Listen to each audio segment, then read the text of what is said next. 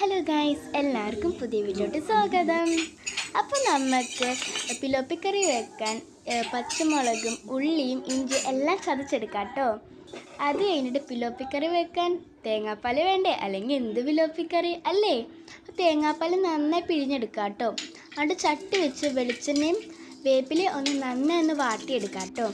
അത് കഴിഞ്ഞിട്ട് നമ്മുടെ ഇഞ്ചിയും പച്ചമുളകും ഉള്ളിയും ചതച്ചത് ചട്ടിയിലോട്ട് ഇട്ട് നമുക്ക് നന്നായി ഒന്ന് എല്ലാം തൂത്തെടുത്തിട്ട് നന്നായി ഇടുന്ന് വാട്ടിയെടുക്കാം കേട്ടോ. നന്നായി വാട്ടണം കേട്ടോ, നന്നായി വാട്ടിയെടുക്കണം. ഒന്ന് വിശ്രമില്ലാതെ നന്നായി ഒന്ന് വാട്ടണം കേട്ടോ. എന്നിട്ട് നന്നായി വാട്ടിയിട്ട് ഒരു മൂക്കണ ഇതുവരെ ഒന്ന് ഇളക്കണം കേട്ടോ. അപ്പോൾ നമ്മുടെ സൈഡിൽ നമ്മുടെ കഞ്ഞി വെന്തിട്ടുണ്ട് കേട്ടോ. അപ്പോൾ നന്നായി ഒന്ന് ഇളക്കുക കേട്ടോ. എന്നിട്ട് ആവശ്യത്തിനുള്ള മഞ്ഞൾപ്പൊടി, ആവശ്യത്തിനുള്ള മുളക് പൊടി, എരിവിനനുസരിച്ച് മാത്രം ഇടാം കേട്ടോ. അത് കഴിഞ്ഞ് നന്നായി എല്ലാം ഒന്ന് കട്ട പിടിക്കാതെ ഒന്ന് ഇളക്കി കൊടുക്കുക കേട്ടോ. നന്നായി ഇളക്കുക, എല്ലാം ഒന്ന് അവിടെ നിന്നൊക്കെ വടിച്ചെടുത്തൊന്ന് ഇളക്കുക കേട്ടോ. പിന്നെ തേങ്ങാപ്പാലല്ലേ മെയിൻ, തേങ്ങാപ്പാലില്ലെങ്കിൽ എന്ത് പിലോപ്പി കറി അല്ലേ, കൊച്ചിക്കാരുടെ എന്ത് പിലോപ്പി കറി എന്ന് പറയും.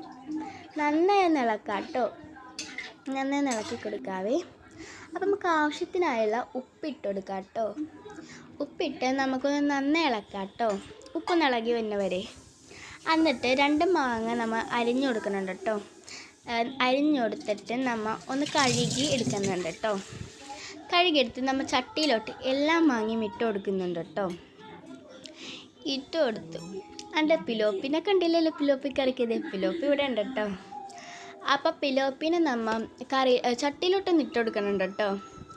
അത് കഴിഞ്ഞിട്ട് നമ്മൾ ഇട്ട് കൊടുക്കാം കേട്ടോ. നമ്മുടെ കൊച്ചിക്കാരുടെ പിലോപ്പിക്കറി ആവണമെങ്കിൽ ഇതേപോലെ വെക്കണം കേട്ടോ, അല്ലെങ്കിൽ ഇത് കൊച്ചിക്കാരുടെ പിലോപ്പിക്കറി ആയിരിക്കില്ല. കൊച്ചിക്കാരുടെ പിലോപ്പിക്കറി ഒരു പ്രത്യേക രുചിയാണ്. അതിനാവശ്യമായുള്ള സാധനം തേങ്ങാപ്പാലാണ്, അത് ഒഴിക്കണം. എന്നാലും കൊച്ചിക്കാരുടെ പിലോപ്പിക്കറി റെഡി ആവുള്ളൂ കേട്ടോ. ഇട്ട് കൊടുക്കാം കേട്ടോ. ദേ നമ്മുടെ കറി എണ്ണയെല്ലാം തെളിഞ്ഞു വന്നിട്ടുണ്ടേ. ചാറ് പറ്റി നമ്മുടെ കറി ഓക്കെ ആയി.